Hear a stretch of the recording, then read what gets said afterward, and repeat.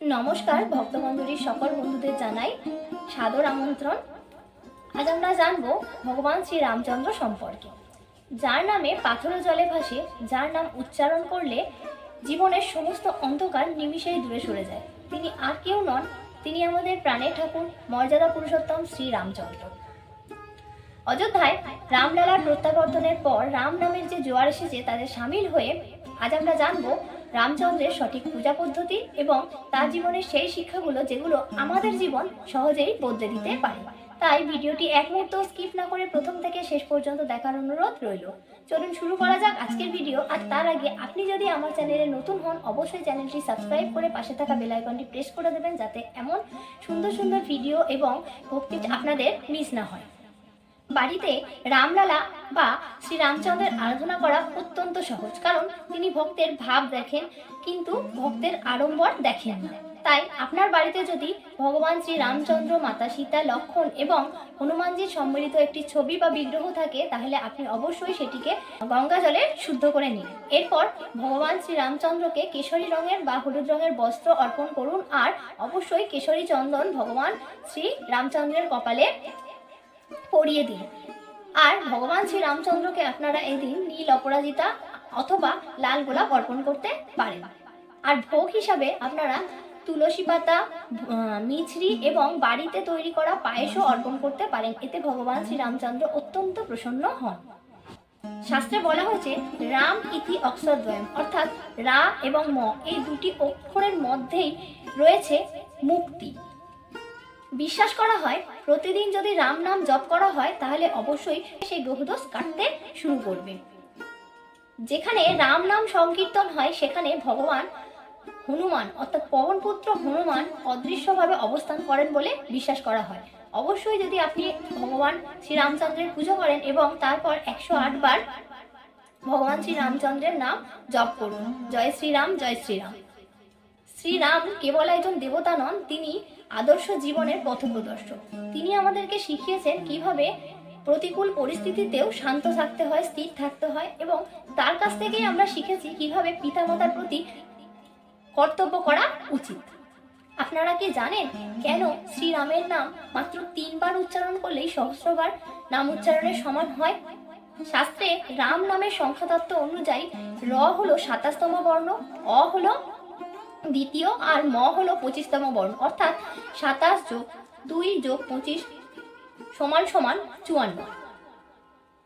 দুবার রাম নাম জপ করলে 108 বার অর্থাৎ এক মালা জপ হয়ে যায় বলে মনে করা হয়। আর পুরাণ মতে শিব পার্বতীকে বলেছিলেন যদি কেউ ভগবান শ্রী রামচন্দ্রের নাম একবার জপ করেন তাহলে বিষ্ণু সহস্র নামের পাঠের সমান হয় বলে মনে করা হয়। অনেকেই মনে করেন হনুমানজি কেবল শ্রীরামের সেবক, কিন্তু আসলে তা নয়। ভগবান শ্রীরাম এবং হনুমানজি হলেন একে অপরের পরিপূরক। কথিত আছে শ্রীরাম হলেন উত্তম পুরুষ এবং হনুমানজি হলেন উত্তম ভক্ত। অর্থাৎ শ্রীরামের যখন পুজো করা হয় তখন অবশ্যই হনুমানজির উদ্দেশ্যে একটি ছোট্ট প্রদীপ জ্বালিয়ে দিন, যাতে এই পুজোটা সরাসরি বৈকুণ্ঠে গমন করে। আর যখন হনুমানজির পুজো হয় তখন অবশ্যই সেখানে ভগবান শ্রী রামচন্দ্রের নাম করা উচিত। ভগবান শ্রী রামচন্দ্রের ধনুকের নাম ছিল কোদণ্ড, আর এই কোদণ্ড থেকে নিক্ষিপ্ত বাণ কখনোই লক্ষ্যভ্রষ্ট হতো না। তাই এই কোদণ্ড আমাদেরকে শেখায় একাগ্রতা। অর্থাৎ যখন মাতা সীতাকে অপহৃত করা হয়েছিল তখন ভগবান শ্রী রামচন্দ্র সাধারণ মানুষের মতো হাহুতাশ করে কেঁদেছিলেন, কিন্তু তখন তখন এই কোদণ্ড তার কাছে থাকতো তখন তিনি কিন্তু এই সাধারণ মানুষের মতো কাঁদতেন না বা বিলাপ করতেন না। তাই এই কোদণ্ড বা ধনু আমাদের শেখায় যে জীবনে একাগ্রতা থাকা অত্যন্ত জরুরি। ভারতের ইতিহাসে ভরতই প্রথম ব্যক্তি যিনি রাজাকে সিংহাসনে না বসিয়ে তার চরণ পাদুকা বা খড়ম বসিয়েছিলেন এবং সেইভাবেই রাজশাসন করেছিলেন। এটি হলো একটি চরম ভক্তির উদাহরণ। তাই আমরাও যখন বাড়িতে ভগবান শ্রী রামচন্দ্রের পুজো করব, তখন আমাদের মনের সমস্ত অহংকার, সমস্ত অন্ধকার যেন ভগবান শ্রী রামচন্দ্রের চরণে অর্পণ করে দিই এবং তার কাছে আমরা এটাই প্রার্থনা করি যাতে আমরা আমাদের জীবনটা সুষ্ঠুভাবে সম্পন্ন করতে পারি, যাতে আমাদের জীবন থেকে সমস্ত রাগ, সমস্ত অন্ধকার, নেতিবাচকতা দূরে সরে গিয়ে আমাদের জীবনে যেন আলো ফিরে আসে। আরও একটি কথা মনে করা হয় পুরাণ মতে, যে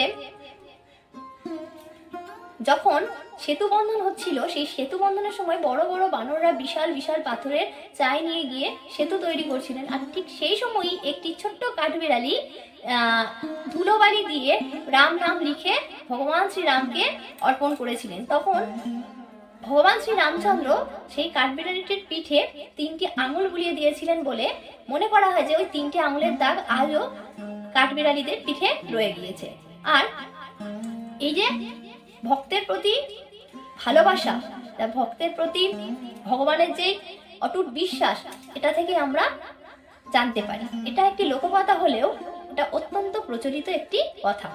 আর আপনারা কি বলতে পারবেন লক্ষণ কেন 14 বছর ঘুমাননি? আপনারা যদি জানেন অবশ্যই এটি কমেন্ট বক্সে জানান, তাও আমি আপনাদেরকে উত্তরটা বলে দিচ্ছি। শুধুমাত্র তিনি ভগবান শ্রী রামচন্দ্র এবং সীতা মাতার পাহারা দেওয়ার জন্য তিনি এই 14 বছর ঘুমাননি। আপনাদের যদি আমার এই ভিডিওটি ভালো লেগে থাকে তাহলে অবশ্যই লাইক, কমেন্ট, শেয়ার করতে ভুলবেন না। আর এরকম নতুন নতুন জরুরি তথ্য পেতে আমার চ্যানেলটি সাবস্ক্রাইব করে দেবেন। দেখা হবে নতুন একটি ভিডিও নিয়ে। ততক্ষণ পর্যন্ত সবাই ভালো থাকবেন, সুস্থ থাকবেন। জয় শ্রীরাম, রাধে রাধে।